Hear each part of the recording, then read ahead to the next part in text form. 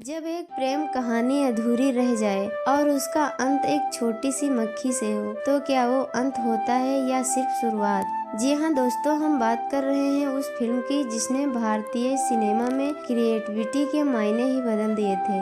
2012 में आई ईगा एक ऐसी फिल्म जो आम दर्शक की सोच से परे थी और लगभग एक दशक बाद राजामौली लेकर आए हैं उसका सीक्वल ईगा 2। और आज हम इस फिल्म की करेंगे डिटेल में रिव्यू, वॉइस ओवर स्टाइल में। बैठ जाइए आराम से और तैयार हो जाइए एक और उड़ान पर निकलने के लिए ईगा के साथ। ईगा ने हमें एक बात सिखाई थी, बदला चाहे जितना छोटा दिखे, इरादा बड़ा हो तो सब कुछ नामुमकिन है। एक लड़का, एक मर्डर, एक मक्खी और फिर एक इमोशनल रिवेंज ड्रामा।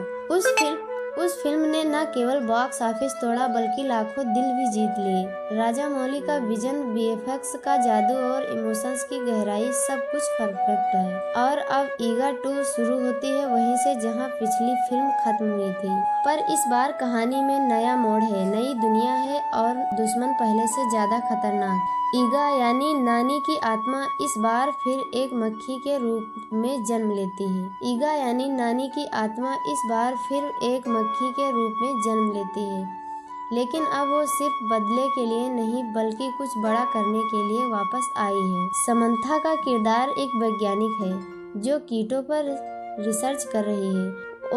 वो अब भी अपने प्यार को याद करती है और अंदर ही अंदर एक जुड़ाव महसूस करती है इस मक्खी से। लेकिन इस बार विलेन है रुद्राक्ष, एक पागल वैज्ञानिक जो मक्खियों पर एक्सपेरिमेंट कर रहा है और उसने एक मास्टर कीट तैयार किया है जो पूरे शहर को कंट्रोल कर सकता है। अब ईगा को न सिर्फ अपना अस्तित्व बचाना है बल्कि शहर को भी इस साइंटिफिक आतंक से बचाना है। और इस सफर में वो अकेला नहीं है, उसके साथ हैं कुछ और कीट योद्धा। हाँ, कीड़े भी इस बार टीम में हैं। आप सोच रहे होंगे कीड़े पर यकीन मानिए, फिल्म देखकर आपका नजरिया बदल जाएगा। नानी इस बार भी स्क्रीन पर नहीं दिखते, लेकिन उनकी आवाज, उनके एक्सप्रेशंस की झलक और मक्खी के हर एक मोमेंट में उनकी आत्मा बसती है। वो इस बार और भी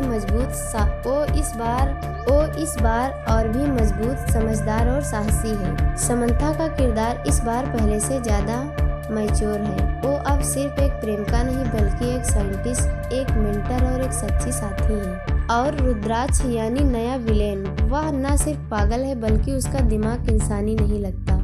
उसकी एंट्री, उसके डायलॉग्स और उसका साइंटिफिक लैब फिल्म का सबसे दिलचस्प हिस्सा है। एस राजामौली एक बार फिर उन्होंने ये साबित किया कि वो सिर्फ डायरेक्टर नहीं, एक विजनरी है। फिल्म में वीएफएक्स इस बार वर्ल्ड क्लास है। मक्खी की हर मूवमेंट, हवा में उसकी उड़ान, पानी की बूंद से बचना और हाई टेक लैब में फाइट सीन, हर फ्रेम चमत्कारी लगता है।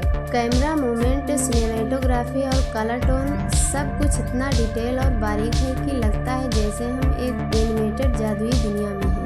एम कीरवानी का संगीत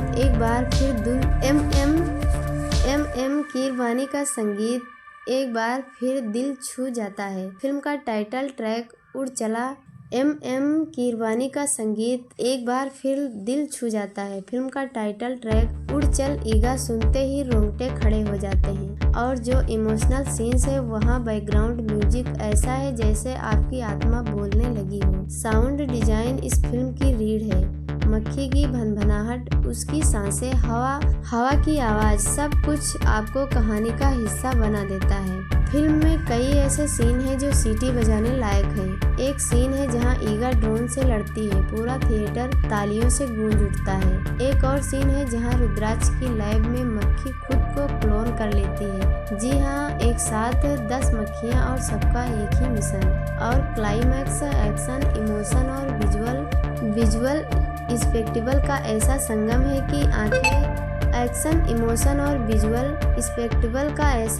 है कि आंखें झपकाने का मन नहीं करता।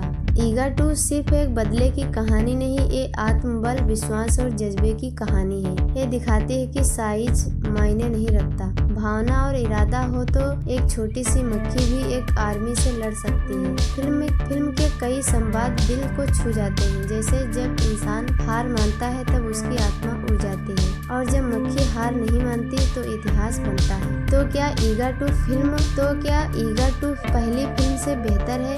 शायद हाँ और शायद नहीं, दोनों ही मायनों में। अगर आप टेक्निकल लेवल पर देखें तो ईगा 2 बहुत आगे है। अगर आप इमोशंस और इनोसेंस को देखें तो ईगा 1 एक मास्टरपीस था, लेकिन दोनों फिल्मों का मकसद एक ही था, इंसानी जज्बे को दिखाना, चाहे वो किसी भी रूप में हो। हमारी तरफ से ईगा 2 को मिलते हैं 4.5 स्टार्स में से 5 स्टार। देखिए, महसूस कीजिए और उड़ जाइए एक नई कल्पना की दुनिया में, क्योंकि जब इरादे नेक हों तो एक मक्खी भी हीरो बन सकती है।